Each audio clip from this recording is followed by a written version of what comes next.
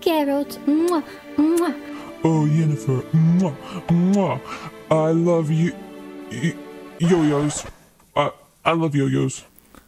Oh my gosh, this is so embarrassing. Hello and welcome to this video where we are going to be ranking all of the short stories within the first two Witcher books. So all the short stories within The Last Wish and Sword of Destiny. And we've got this tier list here, so we're gonna rank them between fave, really like, is good, meh, and least fave. Full disclosure before we get started, and maybe this is gonna make this a little bit less fun, a little bit less juicy, but I will say I do love every single one of these stories. And if I'm gonna rank one of them low, it's not because I don't like the story. It's not so much a diss on the story as it is just I don't enjoy it as much as the others. I still love it. If it's going in this bottom category here, it's just because it's my least favorite. But I still love it, and I feel like I need to drill that into the heads of some people that might get offended if I'm ranking their favorite story low. Keep in mind, I love it! And that is basically what these categories are.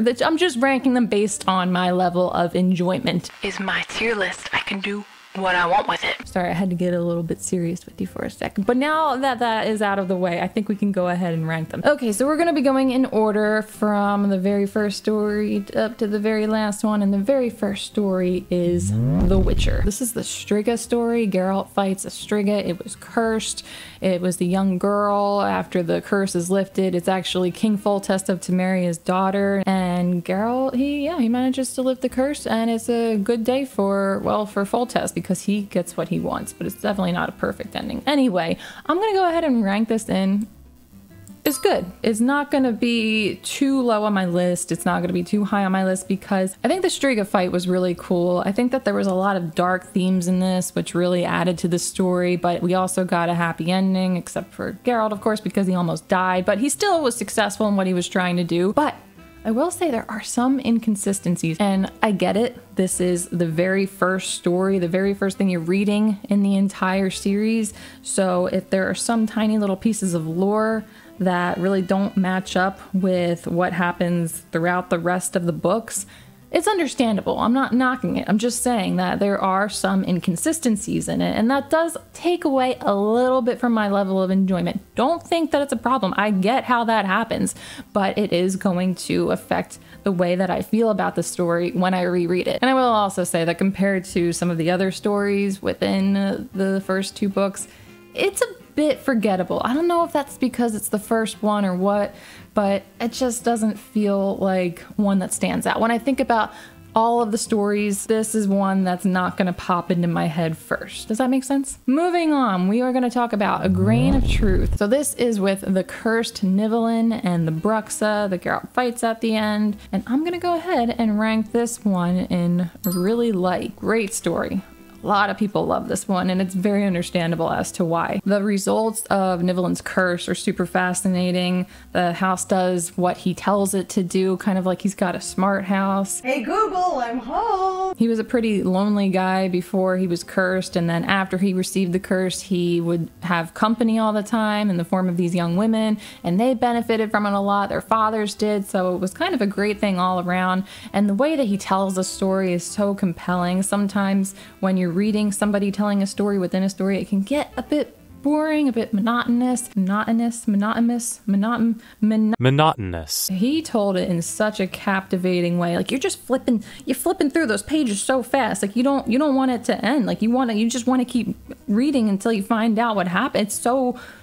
It's really well done. Brilliant. Mwah. A+, except I didn't rank it in fave, but still. And then Verena, the Bruxa, was really eerie. I loved the spooky feeling that you get when you read about her. And then you've got that battle scene between Geralt and Verena, which is so cool. Sometimes I don't enjoy fighting scenes throughout these books or other books in general, but this one was written so well. And I think that one of the parts of that fight that made it so good was that she was such a worthy adversary. That was not an easy fight for Geralt, and that was a really interesting way to start out this book. The Lesser Evil. This is supposed to be Renfri, by the way, in this image. I don't know how obvious that is, but now you know. That is it's part of the Gwent. It's from the Gwent site. The Lesser Evil is the story with Stregobor and Renfri, of course, and the Curse of the Black Suns, where Geralt gets the name the Butcher of Blaviken. And let's also rank this in I really like this story. I really like them all. What makes me want to rank The Lesser Evil in the really like category is I love Geralt's inner conflict. This is actually something that comes up a lot throughout the entire book series. Geralt has these moral dilemmas, and sometimes they start out with him just saying like, nope, I'm sitting on a fence, I'm not choosing. Sometimes he's not like that, but he does like the idea of neutrality. He doesn't want to choose one evil or the other. He doesn't want to have to decide which one is the lesser evil, which one is the higher evil, which one is the, what does he call it, middling? Yeah, he doesn't want to have to make those decisions. And then he actually comes to a point in this story and has to decide. And he decides the one that you wouldn't think, like from the beginning of the story, where he's talking with Stregobor and he's basically telling him like, you and all of those other mages that participated in the experiments and the imprisonment of those girls who were born during that ordinary eclipse are messed up for doing that. You wouldn't think that he was gonna actually fight Renfri and her gang and kill them, but he does, because the situation kind of called for it, but he does make a choice. Anyway, it's so great. It's just the plot as a whole and what goes on inside Geralt's brain is just fantastic. It's a brilliant story. Not to mention that there is never any clarity over the legitimacy of the Curse of the Black Sun. Like, we come out of that story not knowing if it's real or not, and I don't always love ambiguity like that, but in this situation, I think it was pretty cool. I like that Sapkowski did that. A question price. Okay, this is where we might start getting a little controversial. I just want to remind you though, I still love the story, but I'm gonna go ahead and put this one in meh. By the way, this is the story where Geralt goes to Sintra. He meets Calanthe. She has him come there to do a task that he is not totally sure what it is. He meets Pavetta and Dooney, who are Ciri's parents, and this is where he basically becomes tied to Ciri through destiny. This is where that very important thing happens. And the reason that I'm gonna go ahead and rank it in meh is basically because I think that the conversation between Geralt and Calanthe, I'm sorry if you disagree with this, but this is just how I feel. I've read it enough times and I felt the way pretty much every time I've read it. I feel like it takes a little bit too long with not really that much being said. It's just too long, and that's what a lot of the story is made up of. It's just this conversation between these two. And then there's another conversation that I think is too long, and that's when Dooney comes in and he demands Pavetta via the law of surprise, and then there's a whole conversation between Calanthe, Dooney, and then the other guests at the feast, and it's the same thing. It's too long. It could have been a lot shorter, and we still could have accomplished what needed to be accomplished. Not dissing it, I swear, I love the story. What I do appreciate about the story is how integral it is to the main series, to the series as a whole. Anyway, if that wasn't controversial, I think our next one is gonna be, and we are gonna talk about The Edge of the World. That is the one with Torque, the Sylvan, and then the elves, and Carol and Dandelion almost get killed by those elves. And I'm gonna go ahead and I'm gonna rank this one in my least fave. Please don't come after me. I know a lot of people love this story, but this is genuinely my least favorite story out of all of them. I do like the story. I do like it. I just don't like a lot of the characters in this story. I don't like the setting. It's described multiple times as being hot. I don't know if that sounds ridiculous. Maybe it does, but that did affect my level of enjoyment in this story. I feel like I'm just in this hot atmosphere with these annoying characters. Like, I'm sorry, but I don't like Torque. I know he's a good guy too. I know he turns out to be a good guy, and Geralt and Dandelion end the story with him camping out together, but I just thought that Torque was really annoying. Editing Sam here. Can we just take a moment to appreciate how uncomfortable and squirmy I am as I'm explaining why this is my least favorite story? Like, oh my god, it's okay if it's my least favorite. You know what, past Sam, you're okay. It's fine that this is your least favorite. I forgive you. I hope everybody else can too. Netley and Dunn, those guys, they were pretty annoying. I just feel like I am so immersed in the hot day where the sun's just beating down on you and you got these annoying characters, and I just feel so annoyed for Geralt, and that is why I rank it in my least fave. Plus, the elves are super unreasonable, and I know they've got their reasons. I get it. And I think that that is one of the things I like the most about this story, is not how unreasonable they are, but how we get to learn about the issues with race in this world. And that's a pretty important plot line that comes up a lot. So I think that this is introduced pretty well in this story. That's one of the things that I like the most about this story, is the things with the elves, even though they're super unreasonable, and that kind of drives me nuts a little bit. Like, they just want to execute Geralt and Dandelion no matter what, until Leal, the queen of the field, shows up. But still, it's my least favorite out of all the stories. Moving on, we are going to talk about the last story in The Last Wish, and it is The Last Wish. So this is the one where Dandelion gets injured by the djinn. Geralt seeks magical help for Dandelion, and he finds it in the form of Yennefer. They meet for the first time. They make sweet love for the first time. Remember the beginning of this video? Mwah, mwah. Just imagine that when you're reading the story, and that's pretty much what it was. And I'm going to put The Last Wish in the really like category. If I was making this video back when I read these first two books and hadn't read the rest of the series and hadn't reread anything, I probably would have ranked it lower, but on a reread is good. I enjoy this one very much. I think that I learned to appreciate this one more after we get to know Geralt and Yennefer better as people, and we get to know the relationship better, and it just hits differently. You know what I mean? It just feels different reading it once you know what their relationship is going to become, and you know how important of a character Yennefer is going to be. And I think it was also cool getting to see a sorceress up and close and personal for the first time. Okay, so we have a bonus story. I think that this one does count as a short story, but I don't know that it's always really included in a list of all the Witcher short stories. But that one is The Voice of Reason. So this is the story that is basically told throughout the entire Last Wish book, and all of the stories within the Last Wish are like cut in between the different sections of The Voice of Reason. Anyway, so this is where Geralt is recovering from the Striga battle at the Melitele Temple. He's being nursed back to health by Mother Neneke. And I'm gonna also, I'm gonna rank this and really like, I know we're getting boring. I will get a little bit more controversial again. Just give me a moment if that's what you're into. I think that Mother Neneke is such a great character. I really love her. We don't get to see that much of her throughout the rest of the series after this book. I think she is such a likable character that this makes me like the story so much more than I would have if, let's say, she wasn't in it at all. And I think that this is also a great way for the reader to learn a lot more about Geralt and Witchers and the world. And then the scene towards the end where Geralt puts the Talus, I never know how you said his name, and Falwick, the Knights of the White Rose, where he gets to put them in their place in such a satisfying way. Oh, so good. And then there's the foreboding ending where Geralt and Iola touch hands, and then they basically have like a little vision of his demise, and it's just, oh, it is such a good way to end the whole book. My gosh, that was just, it was brilliant. All right, so we are through every story within The Last Wish, so we're gonna move on to the Sword of Destiny books, starting with the first one, The Bounds of Reason. So this is the one with the dragon hunt, and they meet the golden dragon, Bill Trenton Mirth, who was the guy 3 jackdaws. I'm gonna rank this one in, it's good.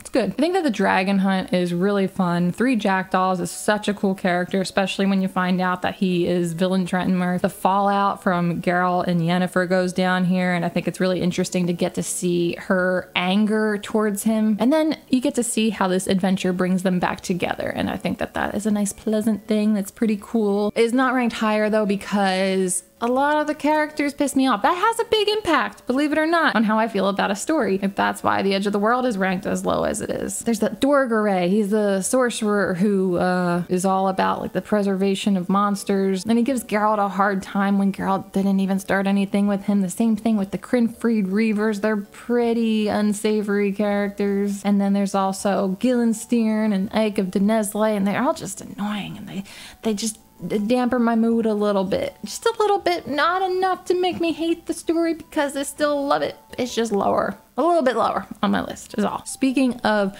dampering moods, we are going to now talk about A Shard of Ice. This is the one where Geralt and Yen are staying in Edgynville, and Yennefer meets up with Istrid, and then she ends up cutting ties with both Istrid and Geralt. And I'm gonna rank this one in meh.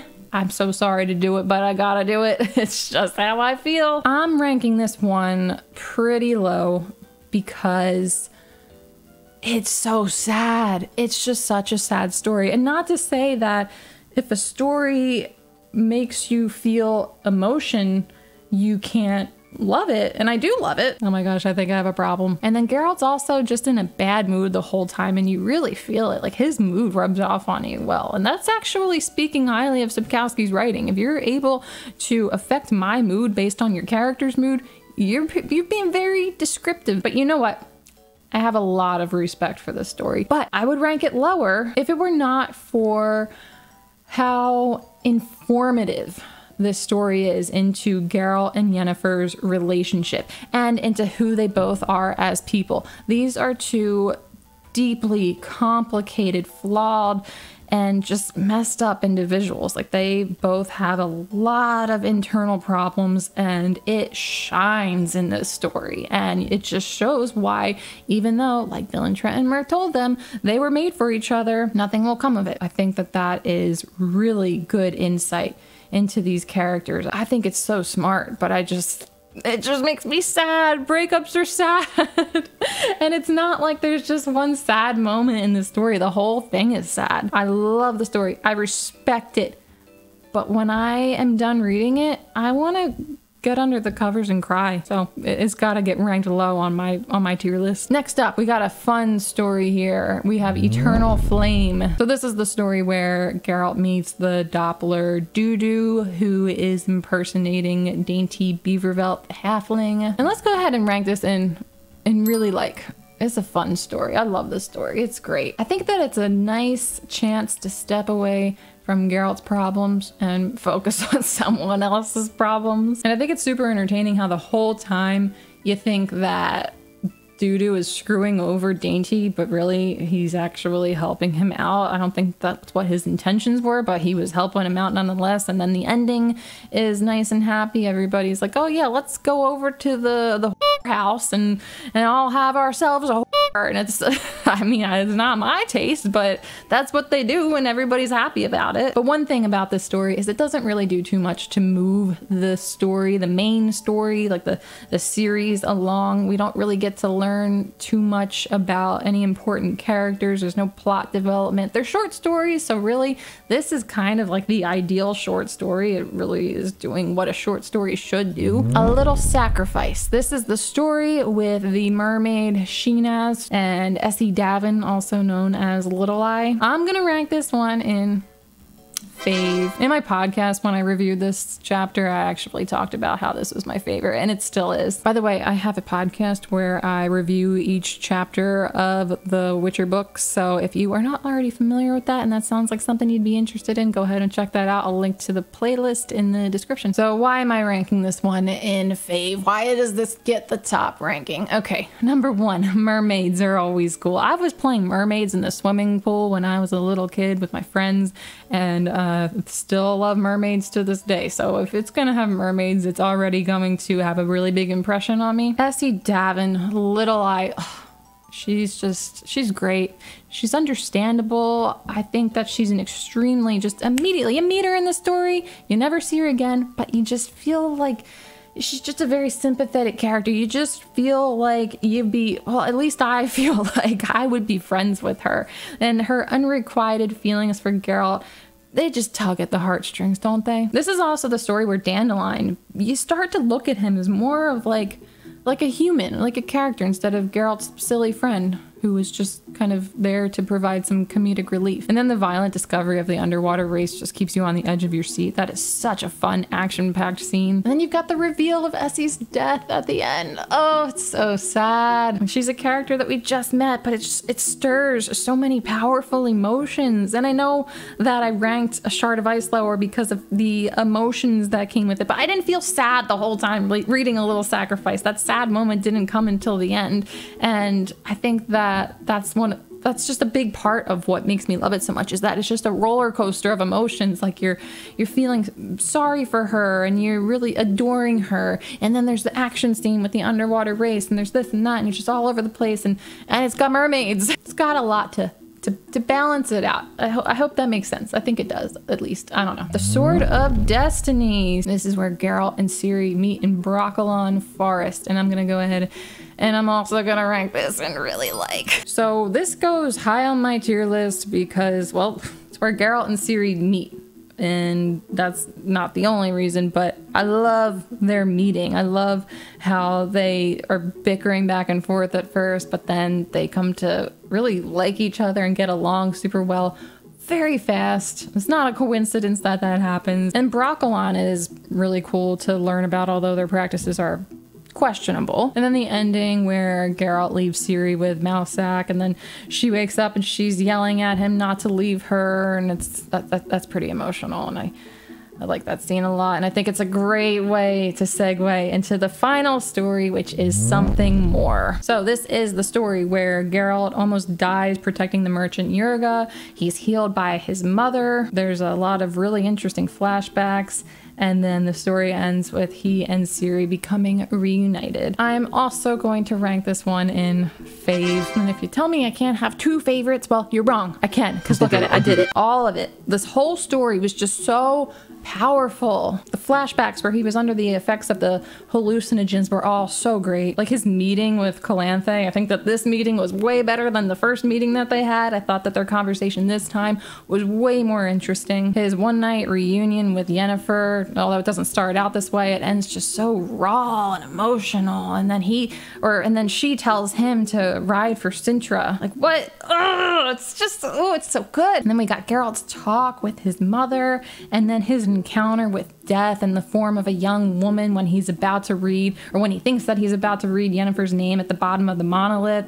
And then his feelings are just, they're just almost palpable when he realizes that she actually wasn't listed on the monolith, when he learns that she did not die at the Battle of Sodden. Like the relief that he felt, like it was just, oh, you could feel it. And then I also think it's so cool how the last time we left off with Geralt in Sword of Destiny, there was a few brief mentions of a possibility of a war, and then by the time we catch up with him in Something More, this war had already started and ended, and he's traveling through this war-ravaged land. And then we see some of the fallouts of that. We hear about it throughout the story. But Geralt and Ciri's reunion, that is what does it for me. I can't read it without absolutely sobbing, like tears streaming down my face. It is, I've never had a book do that to me before. Any book of any author, doesn't matter, never have had that kind of emotional reaction from a scene in a book. It's just so beautiful. I think that's my favorite scene throughout the entire series. Well, this is my tier list, so take a look at it so you can see where everything falls on the list now that we got all of the stories ranked. I believe I'm gonna go ahead and put the link to this tier list that I created in the description, so I think that you should be able to access it if you want to go ahead and rank the stories based on your level of enjoyment. And let me know how you ranked it in your tier list. I'd be really curious to see how other people feel about certain things. Like maybe you put The Edge of the World at the top and you put A Little Sacrifice and Something More at the bottom. I don't know, but I want to know. But that is going to be all for today's video. I normally don't make videos like this. This is a new thing for me. So if you like this kind of video, go ahead and like it so that I know you want to see more, and I will make more videos similar to this. Thank you so much for watching, and I hope I see you in the next one.